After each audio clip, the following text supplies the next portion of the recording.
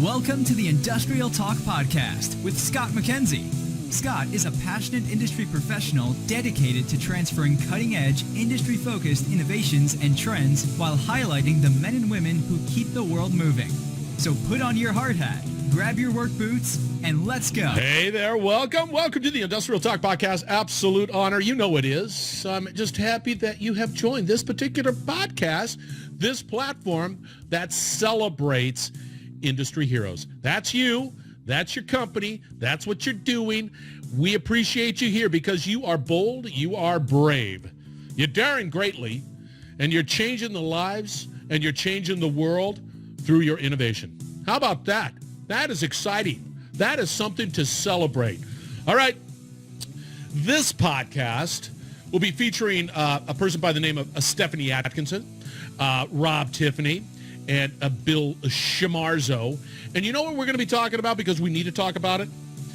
Technology with a heart. Let's get cracking. So I get a great opportunity. I do. I am very fortunate to be able to interview some of the best within industry all around the world, and I'm very excited about that. We talk a lot about innovation. We talk about technology. We talk about leadership. We talk about everything that is just wrapped up in industry, and it is. Industry reflects the best in people. Industry reflects the innovation that comes from that energy. And one of the things that I have been posing a number of times, and these three are absolute leaders, and they're going to have the contact information out there. But this particular interview, this particular conversation is a bit lengthy. However, it's spicy. It's got a lot of pop. It's got a lot of excitement. And one of the questions that I've always posed, because I think, especially in 2021, given the fact that 2020 is behind us, thank God, we need to be more about the other. We need to be more about thinking about the others, because I know that you're bold, you're brave, and you're daring greatly. But companies are surviving. We've got to figure out how to rebuild them, and we've got to be able to figure out how to prosper. It's real important. And through that, we've got to educate. That's what these people are about. We've got to collaborate. That's what these individuals are all about. And we've got to innovate how we look at things. I've been just absolutely, enamored. If you ever want to look at innovation, that's just, amazing. Look at Elon Musk, SpaceX, what they're doing. They don't say they can't do it. They say always how are they going to do it. They never say no. They never say it's impossible. They don't have that legacy thinking. They think that everything is doable, given enough opportunity and time to collaborate with smart people. That's what this podcast, that's what the Industrial Talk podcast is all about. And I just highly encourage you to think about technology with a heart and innovation with a heart, and see how this stuff can really, really change lives. If it's just one person, it's worth it. People are very special, of course. So, I've been, again, very fortunate to be able to have an opportunity to sit down with Stephanie, sit down with Rob, and sit down with Bill, and just take in their wisdom, their insights. And I share this with you. And this was a panel that we put together for, I want to say, the IoT Solutions World Congress virtual event. But right now, I share it with you out on the podcast. Enjoy the conversation.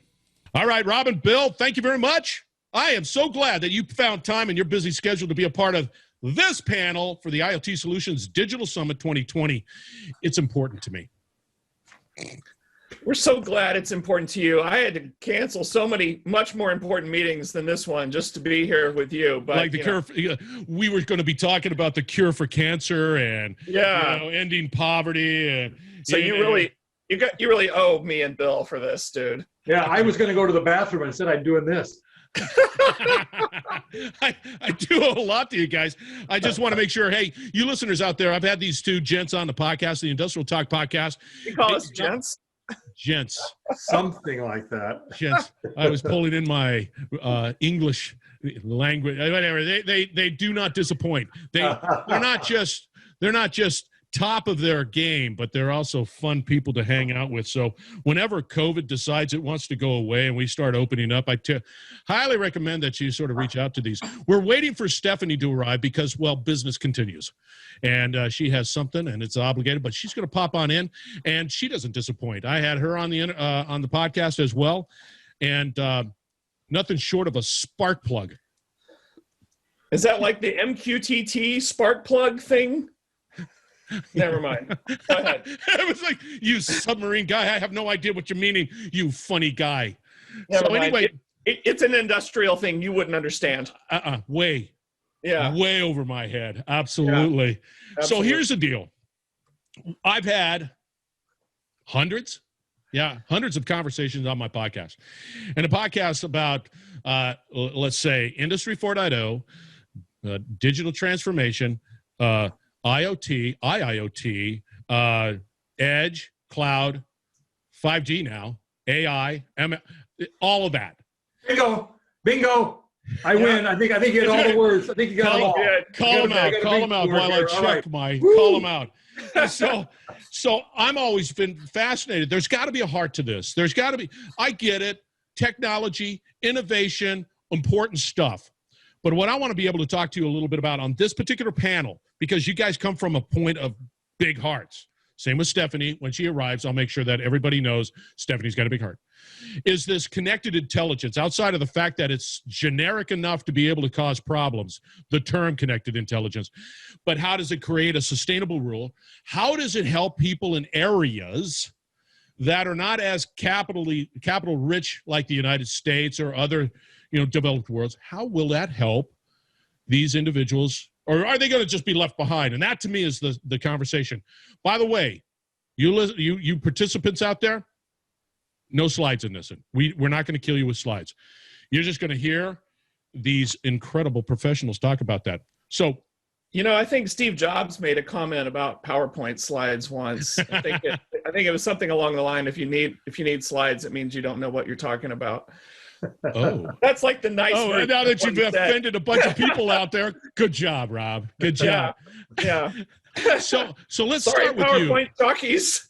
Yeah. Sorry, Microsoft. Sorry. We live in the world of bullets. Yeah. No, I agree with you 100%. I and this is just off track a little bit.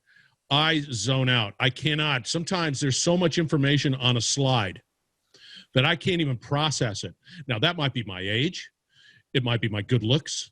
I don't know what it is, but I can't process it. And so I just shut down. I'm not the sharpest tool in the shed, but What if instead of slides, you told a story using infographics? I mean, we're not going to do it. No.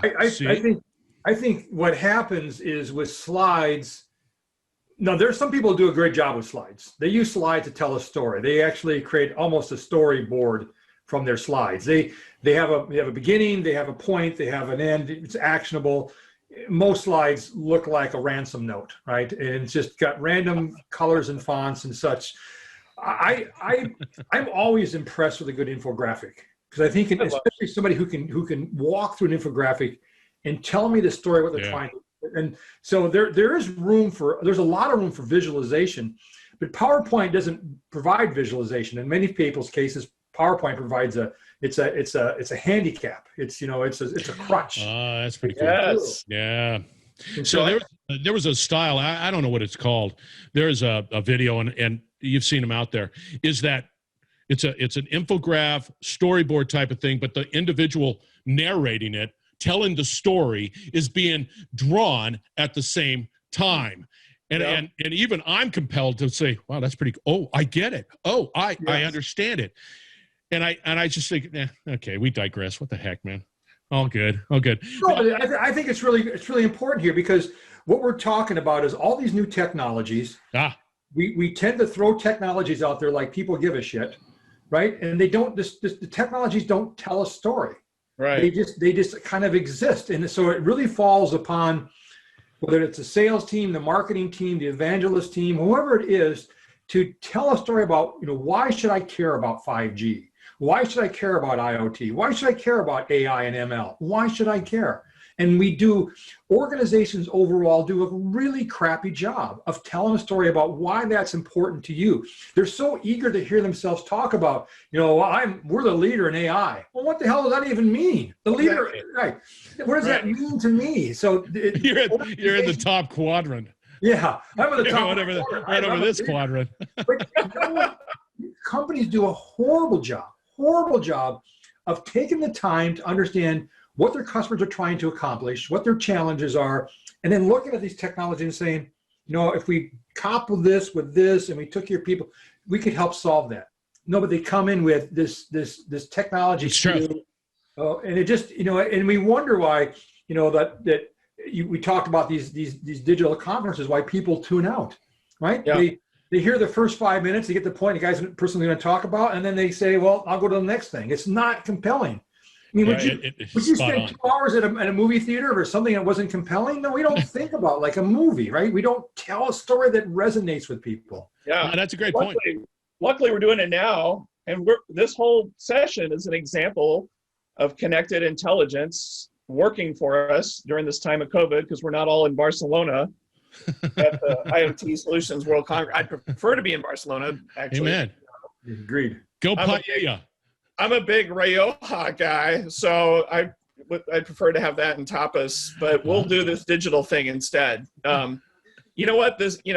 Even without talking about anything esoteric, just connected intelligence, connected digital. I was thinking in my mind recently about themes. We may have talked about this before. What's working in COVID and what's not working, and the things that are working are kind of what our topic is. It's these digital experiences delivered over connectivity that's making remote people like the three of us local, and puts us together. And this is an example of it. My wife, who's a school teacher, who is doing this exact same thing with her kids. That's another example, because their kids they're all learning virtually. Yeah.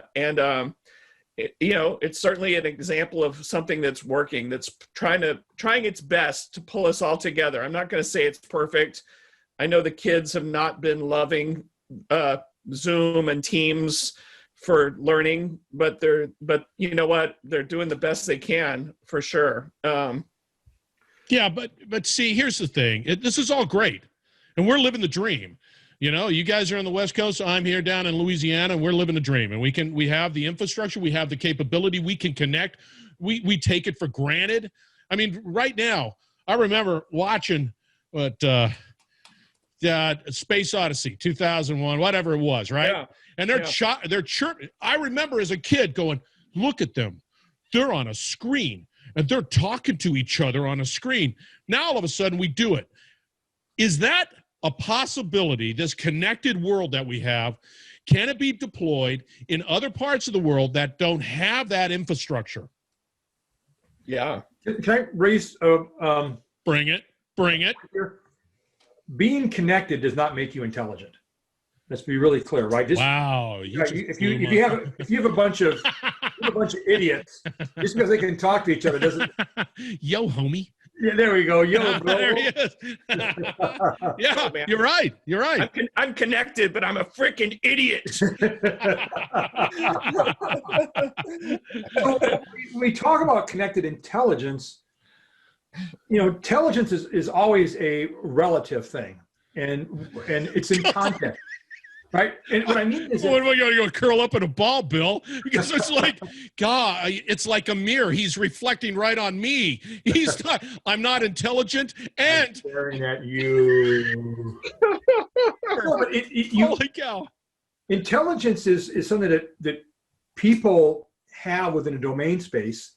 And intelligence is a loaded word, right? It's almost like experience is a better term than intelligence, but we'll get there. I don't want to digress on intelligence, but people are intelligent in certain spaces, right? Don't ask me to cook a turkey. That'd be a huge mistake. Ask me about monetizing data. I'm right there, but there's a lot of things that I don't do that I'm not very intelligent about. And so part of this connected intelligence conversation, hey, Stephanie, welcome aboard. Hey. Welcome. We were talking bad about you for the moment, and now we're going to be. There goes half my Stephanie, time. you made a really bad mistake by joining this crew. Uh-oh, what did I do? You didn't do anything. It's what we're doing. It's we're sort of just getting distracted here and there. That's okay. Thank you very much. See, they wouldn't have allowed that. They would have. You. What are you trying? Water. Yeah. Water. Yeah. Looks like Spent a Louisiana lot- moonshine to me. I was just going to say, it looks like you spent a lot of money on that. What Water is that? / vodka. There Yeah. you go. All right, continue your thought there, Bill. Yeah, Stephanie, what I was saying is we're talking about this concept of connected intelligence, and just because you're connected doesn't make you intelligent, right? There's intelligence is I don't have a perfect definition for it, obviously, but it's domain specific. People have intelligence in certain areas, but not in other areas.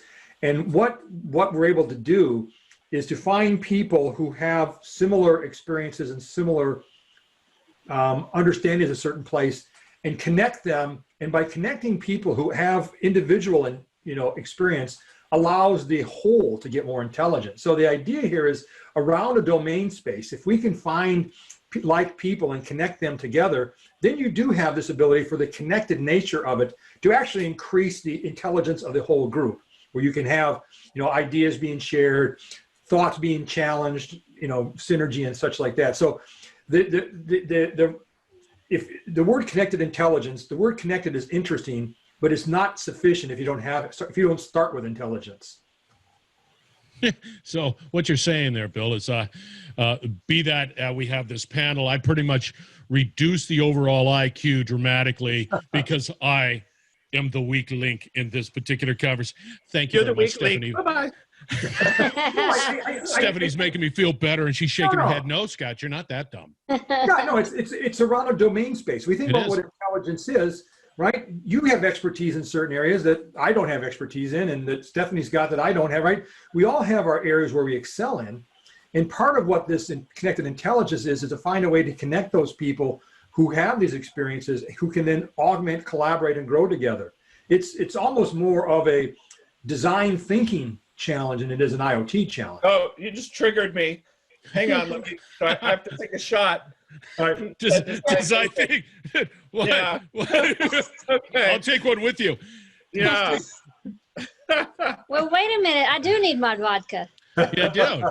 But anyway, Can we do a co-creation workshop where we apply design thinking while we're connected?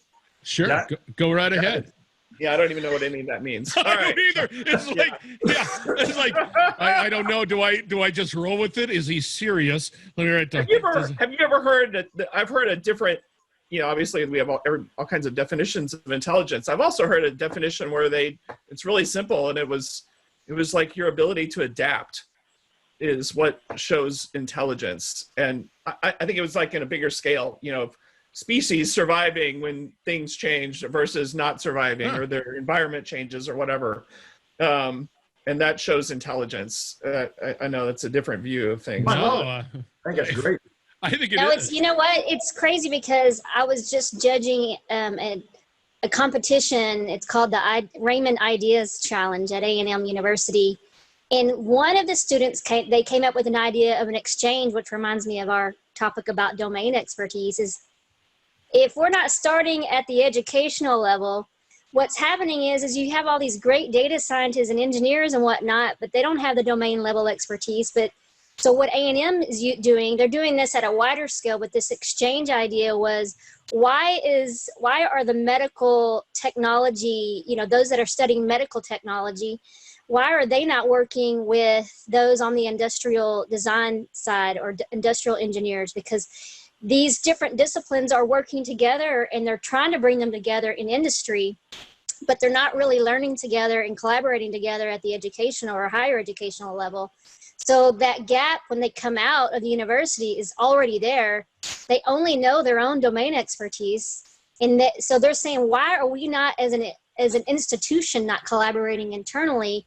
We're working on autonomous vehicles. Why are we not working with the manufacturing group? And why is the manufacturing group not working with So why? the data scientists? Well, what the hell's the problem? Why isn't that happening? No, I mean, they have to put programs in place, but the students are like, you know what, this is crazy. We're doing projects. We don't want to do it at the program level. We want us as students to have an exchange network built that says, hey, I'm working on this autonomous vehicle project for my engineering technology class, and I need an expert in XYZ. And I want to go into that exchange, and I want to do a search and find some of those students that are studying, or that's their discipline. And I want to bring them or pick their brain or do some research with them. So that's the same kind of concept that us in industry need to be thinking about, is we should be collaborating with industry experts. I mean, you kind of saw that about 5 years ago. A lot of the big tech companies were starting to hire industry experts to roll out their vertical marketing programs or vertical technology product development teams, but they kind of stopped. Yeah. I don't know what success. I kind of see they kind of go back and forth between regional sales and very strategic targeting sales versus let's get this domain expertise. Let's restructure from around vertical markets. Well, now it's these. Sure, Bill. Stephanie, I think what happened is a lot of organizations did this, hire vertical subject matter experts as a sales ploy. That somebody comes in and can speak the same language as you, and you're going to feel comfortable with that organization. And I think you've hit on something I found really interesting. Instead of connected intelligence, what about if it was collaborative intelligence, where this idea of collaborating with people, and even a concept we've been working with and where I've been the last while is around what we call organizational improvisation.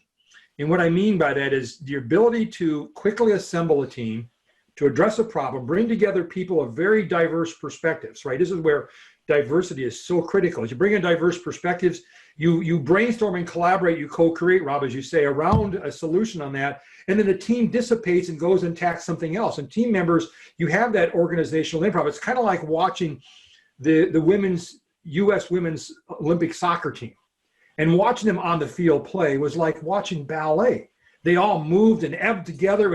And there wasn't one person at the top who was, running them like, Pinocchio kind of thing, right? They had this kind of organizational improv. If somebody got out of position and somebody else swang over and they swang, organizations need to develop, as you're talking about here, Stephanie, is this ability to bring together these different skill sets, to bring in different perspectives. And if they can do that around a collaborative intelligence, I think what you're going to see happen is instead of organizations settling on the least worst options by defaulting to the loudest voice, you'll see organizations actually drive forward to the best option by collaborating and synergizing across all these diverse perspectives. And you're great. You're living in a great world. I hear you. I'm going to push back a little bit, and I like it. I'm all about collaboration. That's why you guys are here, because I live in the world of collaboration. But many of the companies, many industrial companies, might happen a little bit more in tech. I don't know. I have no clue. But many companies are very reluctant to collaborate just because of, this is my secret sauce, and I don't want to have anybody see my secret sauce. And so I'm reluctant. Now, they might not have all the answers. They might have a sliver of the answer, but that takes a change in the head, because I'm not going to give away my secret sauce. And so and I can't do that down. I mean, if I want this great idea to help the world, not just the United States, not just Canada, not just the developed, but help the world, that's heavy lifting. That's heavy lifting. That's why some of these large, especially these legacy older companies, these corporations, are so big, they're stuck in their ways. Oh. But they would bring on these agile teams, and that was what they were supposed to do. Innovator's dilemma. That's what they were supposed to do, is break the mold. Flexible, agile, let's get to work fast, and we're going to allow y'all to do that and kind of work outside of video. What was that? I don't know. Video. Bless you, child. But that was the whole idea behind that. But it sounds so good, and in some cases I've heard some success stories, but I don't hear a lot of agile discussions happening in the industrial IoT side. I hear that happening in other corporations, like software design or development ops, DevOps, things like that. Why is that not happening, Rob? Yeah, people, well, not invented here and a lot of other things. That you're right, that we need that collaboration and that cross-pollination across industries. Because that's like the first thing that came out of your mouth, Stephanie, was why aren't people who are designing medical things, helping people in heavy industry and stuff like that? I think about like, there was a lot of hope and excitement around this IoT megatrend that almost kind of happened. And, obviously we've been getting data from things for decades, but, let's just say that things really got going in 2010, 2011, whatever. And the first thing we saw, to Stephanie's point about great design, is we saw the Nest thermostat. And it was designed by Tony Fadell, who designed the iPod for Apple. And that's a great example of great design from one thing to doing great design in this new IoT domain. And I and a lot of other people thought this is what IoT is going to be. And instead, we got this. And it's a bunch of maker people, and it's a bunch of code, and it was nothing like Nest. And I know if in a perfect cross-pollination collaborative world where we take beautiful design and great experiences and cross-pollinate that with like heavy industry, a lot of the world that we've also lived in, how do we give that Nest beautiful design to the messy ugliness of a factory or, that industrial world? Interesting. Because I think that people would love that, but it didn't happen. It's kind of a bummer. 10 years later, we're still looking for that pot of gold that McKinsey told us about. But the difference between that is that Nest is consumer facing. Yeah. The industrial world we're talking about, the factory, supply chain, anything that's happening at the R&D, it's ugly. It's not pretty. It's not consumer faces. And in many cases, it takes 5 or 6 hops before it even gets to the consumer. And so it's never going to be in the limelight. So you're not going to get that jazz, that extra special marketing, branding, look at this cool gadget kind of thing. Are you doing jazzy hands? I'll do jazz hands. Yeah. Okay. Stop it. Yeah. But yeah, so it's such a different market. It's a different landscape. You're not going to have that pretty factor. You're being so definitive there, though. You're just saying it's never, it can't, it won't. Why not? Well, I mean, what's the point of making something on the industrial side pretty for the sake of making it pretty? I like pretty things. I'm all about pretty stuff. It just needs to work. Well, but it's a better user experience for the whole thing. Well, the user experience is where you can get creative. It's where you can get pretty. It's where you can provide that DX, that UX, like awesome experience for anyone, especially as we're moving to more virtualized environment. That's where you can get creative. I just don't think that on the equipment, the manufacturing, the robotics, the automation, well, robotics can be really cool and pretty, but yeah. Bill. So first off, great design is more than just great look and feel. Is it intelligence? Well, there's certainly intelligence in there, because I believe that great design starts with a very intimate understanding of and I put in quotes here, customer journey. Now, your customer might be a technician who's working at a large theme park trying to keep rides from going down. It could be a engineer who's trying to design a product using the fewest parts and such.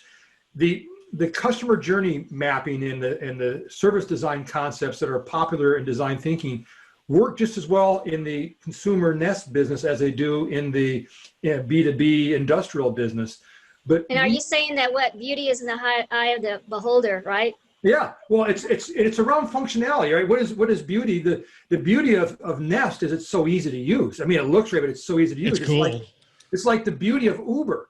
The beauty of Uber is that, they've tremendously simplified the decision from how I get to where I am to where I want to be. I pull up an app, click a button. So easy. And the functionality is really critical, and there's no reason why we couldn't do the same thing in the B2B space in industrial companies. But we don't tend to think about our engineers, our technicians as customers. You know, we give them crappy reports and dashboards. We don't provide any guidance. The basic recommendation engine that every customer gets when they go to Amazon, a technician who's trying to find the right standard operating procedures to apply to this problem, you're on your own, right? We don't apply any of this stuff because we don't think about how do we help make the technicians more effective. And you know what? There's a theme there. It's let's think about it. There is a theme of it's ease. It's a great user experience. It's so much simpler for me to kind of go about like Nest, and these are all things that kind of help. If I am on the factory floor and I'm getting that experience, my gosh, it's making my day easier. It's automating some of the things that are, oh my gosh, taking away that paper intensive or that just repetitive function that it needs to be taken away. Yeah, but see here, Stephanie, because you were late to this party, we had a conversation specifically about that story. A lot of people don't realize there's a story behind that technology. Now, I can see Nest, and I can say, hey, that's pretty cool, which it is, by the way, which it is. Cool. But in the world of industry, we don't have the story. And it's like, here you go. Here it is. Here's the tech. Put it in there. You don't see it. And you rarely see the fact that it might benefit you. I don't know. Am I off base here? I think what I'm seeing is just blatant discrimination against people in hard hats. Yes. I agree. I agree. Got it right there, baby. There you go. Yeah, Right that's there. what it is. Basically, what I'm hearing is people in hard hats don't deserve something as nice as Nest in their factory. Well, Wow. here's the challenge so here's the challenge these big industrial companies are facing is that their operating environments through digitalization and such are becoming more and more complex, and a lot of their technicians and engineers are retiring.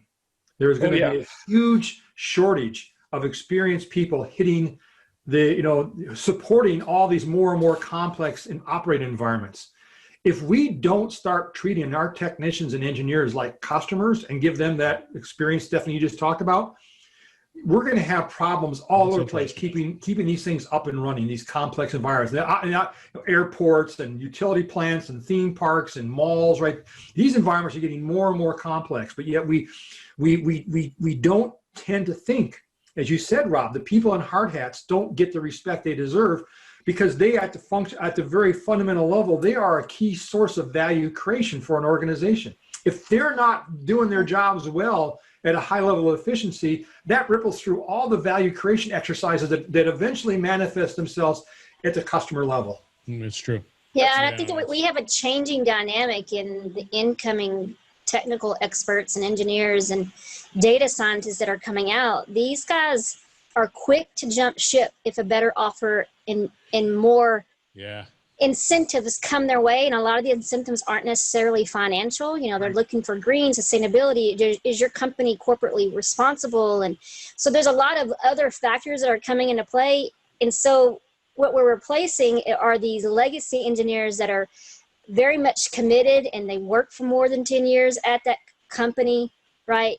And the dynamics are changing where the younger generation of these guys coming in, they're less loyal. And that's what we're hearing from some of the research that of the younger students coming out is, they will go where those opportunities lead, and they're more likely to explore that than the way back when's that stick around and they're ready to retire. Okay, I'm gonna shift gears here real quick because we're gonna have to wrap it up a few more minutes, and I want to be able to sort of cover this particular topic. You guys have done a great job at highlighting the challenges, the changes taking place, the impacts of, let's say, this general digital transformation. And I get it. And even we have challenges here. With these challenges, with these difficulties right now, where we stand, what we're doing, how we do, how are we ever going to take this great, I don't know, this Industry 4.0 and help the world where they need this? Why? That's our specialty, right, Rob? It is our specialty. Talk to us. We've decided to move on in our careers and save the planet instead. And so, I mean, that's what we're doing now. Stephanie, but you gotta love the hard part. Stephanie, you were on a call. The reason you joined us late, you're on a call trying to get some important thing happening that's going to help a lot of people, right? Yeah, when you've been in the industry as long as we have, you start to take a step back and go, what am I doing? Yeah. What can I do to give back or take my expertise and do something good with it? And I think that corporations need to do that. IoT companies need to do that. There are so many solutions. We were, with Moab and some of the things that we've been talking about on IoT Coffee Talk about the Sustainable Development Goals. That's a great blueprint to look and see what are some of the United Nations goals about improving our planet, our environment, giving back, helping our people and our community, and gear some of our initiatives and our products and our solutions around that. It's there, it's available. We should be looking at that. And you know what? All these big corporations, even big cities, they have these big green initiatives and these goals set. A lot of it on paper, but what are you doing? What are you doing to give back? And I think that those technology for good, IoT for good, industrial IoT for good, those things are win-wins. Connected intelligence for good, digital for good. Stephanie's all in. So Sustainable Development Goal number 4 from the United Nations is about quality education. And Stephanie took the bull by the horns and looked at a problem that we're seeing right now, that we're seeing it because of COVID, but it's a bigger problem around the world anyway, about, hey, guess what? If the kid doesn't have a laptop, they're not getting educated right now. School just ended for them. The other part of that is connectivity. If their kids' parents don't have internet at their home, then even if they do have the tablet or laptop, they're still not getting education. And so Stephanie's been all in on solving SDG 4 in a big way to get laptops for kids and work with folks to get connectivity. And then but even the technology price point. I mean, let's say we can't afford it. It's too. Even that is going away. It's like it's going away, and it will continue. There, see? There you go. Raspberry. They turned a Raspberry Pi 4 into a keyboard like your old Commodore. Yeah. And I'm going to do a video walkthrough. And I'm going to show how the $70 item could do all the work that a Chromebook that a kid might have in school can do, because economics plays a giant role in this, right? You're raising money, but we need to deliver as many as we can for a given amount of money, right? And so if it's costing us $500 or $1,000 for a laptop, we can't give as many. But if we can find a way to make stuff like this work, then that's a good thing, right? Yeah, sometimes doing good means we have to compromise on the fees that we're charging or the amount we might donate as a complimentary to be a part of that, initiative. And it quite honestly, it should happen. There's nothing outside of the obvious, but there's really nothing there to prohibit the ability to be able to do that. Yeah. I mean, for whatever reason, the Raspberry Pi, they had this desire to drive down that cost. So they kept on doing that. And that price will probably, correct me if I'm wrong, continue to drop. Yeah. Go ahead, Bill. One other thing that along this line, and I suspect that Stephanie and Rob are already doing this sort of stuff, but this past weekend, I was a mentor at a Silicon Valley women's startup fest, where we had about 80 or 90 young women collaborating across the world. We had people from Hong Kong and Germany, California, New York, Alabama, all over the place, all collaborating together, working on an idea, being mentored by older people who have some experience, and then having this thing judged and given, some more incentives to carry forward. Each of these groups, each of their initiatives, the 9 different teams that presented, were all what I would consider to be socially conscious. We had ones around equal access to good healthcare. We had ones around AI fairness and discrimination. We had one around sustainability. We had this next generation coming up, which they get a lot of heat from people, but this next generation's coming up, has got visions. They've got viewpoints. And it isn't restricted to just the people going to the top tier schools. There are people throughout this social ladder who are coming up with ideas. Reason why I bring this up, we talked about, Rob and Stephanie both talked about this mindset shift, that we need to stop thinking so much about the short-term profitability and more long-term regarding what this means for our culture, our planet, our people. And so there's a generation coming up behind us who thinks differently. And we need to be nurturing that. One of the things that really frustrates me is how our education system seeks to drive curiosity out of people.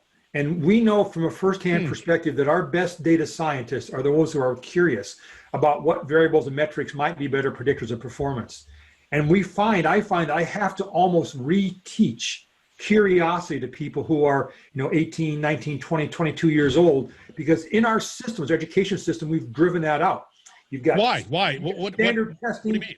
Standardized testing. Yeah, standard. There's the SAT and the ACT scores, and these, if you don't get these kinds of scores, your life is done. Right? You're going to go to some second tier, third tier school. You're going to You know what I'm wondering, Bill, is because of what I'm hearing is because of coronavirus, a lot of the admissions teams now have thrown out test scores as part of their admission process because so many kids could not take the SAT or the ACT. So now they're looking at a more holistic resume of that student upon their admissions programs. And I'm hoping that ends up being a better factor for admissions, and maybe they adopt that for the future and stop putting that SAT score at the top of that list that stresses so many people out. I'm sure you've all seen the parents hovering over their kids, hiring tutors to get the best ACT and SAT score they can get. And and almost memorizing the questions they're going to be asked. And making sure their kid was on the sailing team to go to USC. There we the go. rowing team. So Stephanie, I think your point is right, is that hopefully we can stop this. We've taken our future leaders and we've put them into boxes. We don't want to put people in boxes. We want to put them into swirls so they're learning and grabbing new things. So to your point, and I see how this is sort of rolling together. Without that, we've talked about the fact that corporations, it's just they lack agility. Yes, I said it again. They lack agility. And so this new bunch, if you can nurture that has rippling positive impacts around the world. True impacts around the world, because they're innovative and they're going to think through and solve problems accordingly. These young people. Where the hell are you going? I got to stand up and stretch. I've been sitting like all day, man. All of a sudden it's distracting, and I just got today. I'm like cramping up. It's like this younger generation doesn't know what they don't know. They don't know what they can't do. And somebody's not been feeding them crap in their head saying, oh, you're a woman, you can't do that. You're this, you can't do that, right? Yeah. I watch my daughter, who is a senior in college this year, through COVID, and how she has masterfully weaved together her college degree by leveraging classes at community colleges that cost her a little bit of nothing with the classes that cost her a lot more. And she knows that some of these classes, these are just... these are points of parity. There's just having an accounting class, big deal, snore, right? So in her major classes, she's got focus. And, these kids have gotten so much more intelligent about what their mission they're on and what they want to accomplish. I think as mentors, as parents, our job is to nurture that and to continue to try to make that happen. I think the future before us is not what we're going to be doing.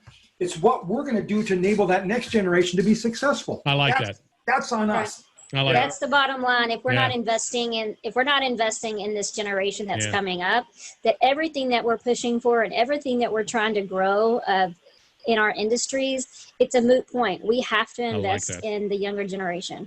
Yeah, I like it a lot. Yeah, Bill, I think you said the key takeaway word for this panel is just the word nurture.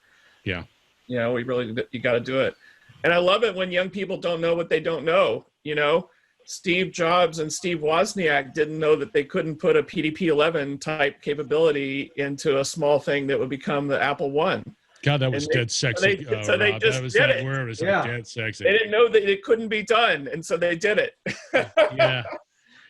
But see, that to me is why I believe, just personally, outside of you guys and really being inspired by your story and what you're doing and how you live in that purpose, I'm very inspired by the future, because unlike others, I like the youth. I like how they think. I like how they act. I like how fast they go, and they can solve problems. And if it's not a problem, they move. It is just how they navigate the waters. I think it's exciting. I really do. I think the future is bright if we do it right. They remind me of Tom Hanks in the movie Big. Yeah.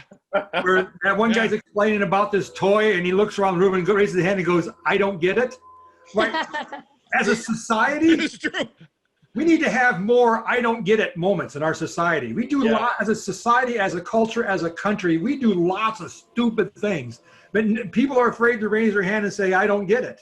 We need more. You know I what? don't get And it. you know what? It's funny that you said that, because where I learned the most about cool stuff or innovation or things that are coming down the pipeline are being a part of a higher education institution and picking those kids' brains and being part of those programs. And number two, the hackathons, the competitions, and the things that are coming with these new entrepreneurs. That's the pulse. That's the beat. If you're not, like, if you're a corporation and you're not tapped into that, you may be missing out on so much that's coming, because those kids. But to your point, Stephanie, I don't know if corporations, I don't know the size. It could be small, big. Where can they and will they culturally be able to say, I hear what Stephanie's saying. I like it. I'm excited. I'm going to do it. And I'm all in, because it has to come from the top. It can't come. Yes. Go ahead, Bill. Yeah, so it isn't how old the company is, it's how old they think.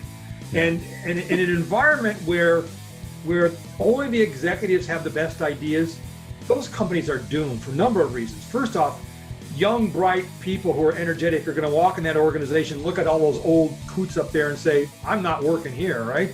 We know from firsthand experience in our data science work that the best ideas about how to optimize and drive success in data science doesn't come from talking to the Mahogany Row yahoos. It comes from working on the front lines of the technicians, the baristas, the clerks. These people know what's going on. So to be successful, organizations need to figure out, how do you empower everybody? And AI is going to draw that to a real T. AI I have is no not problem going with to that, Rob. I know you do, because you've shared it on my podcast. You have I'm pointing. No, I think it's great. I'm pointing at you. I was thinking one of my favorite clerks in the whole world was Albert Einstein. And so you're right. We should be talking to more clerks. All right. Hey, guys, we're going to have to wrap it up, because I know Bill has to, he's got a hard break. Stephanie, Rob, Bill, absolutely wonderful. You out there who have been listening to this, there's a lot more. These are great professionals. You need to reach out to them. Thank you for the IoT Solutions Digital Summit. I hope you got something out of it, but it doesn't stop there, because we talk about collaboration. So no. Yeah. How about that? Yeah. Thank you, guys. Thank you, listeners. We're going to be on, I think we're going to be on the other side, and we're going to answer some questions, but stay tuned. You're listening to the Industrial Talk Podcast Network.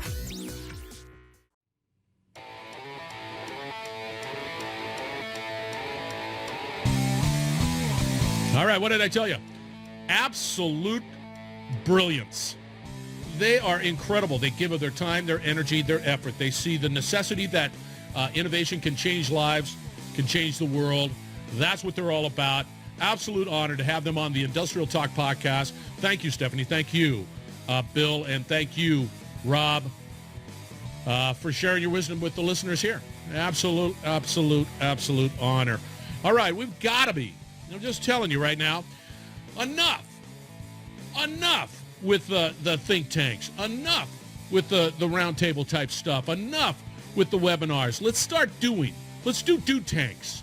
Let's get out there and be people of action and collaborate, right? You got to educate. It's all out there. It's everywhere. So educate, collaborate, Get with people like Stephanie here and ask questions. She's an absolute open book. Bill Schmarzo, open book. Rob Tiffany, absolutely open book. Let's be about doing, especially in 2021.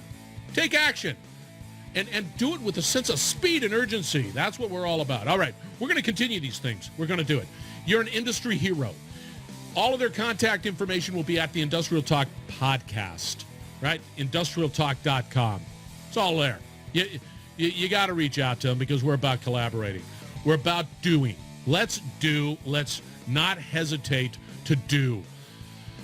All right. We got another one. We got another interview, again, with Beverly Ryder, CMO with Hitachi. You want to know about somebody that wants to change the world? That's her. That's what the themes are going to be in this year in the Industrial Talk podcast and going forward, because how can you argue with wanting to change the world and help people succeed? You can't. I dare you. Tell me why. Anyway, thank you again for joining the Industrial Talk podcast. We are once again honored that you have joined this particular platform. We are here for you. Reach out to me, industrialtalk.com. I'm there. Just reach out. I want to talk to you. Let's tell your story. All right. Be safe, right? You have to be safe, but you got to be bold, brave, and daring greatly, and hanging out with people who are bold, brave, and daring greatly. Your life, your world will change. Thank you very much, and you will hear about this on the other side.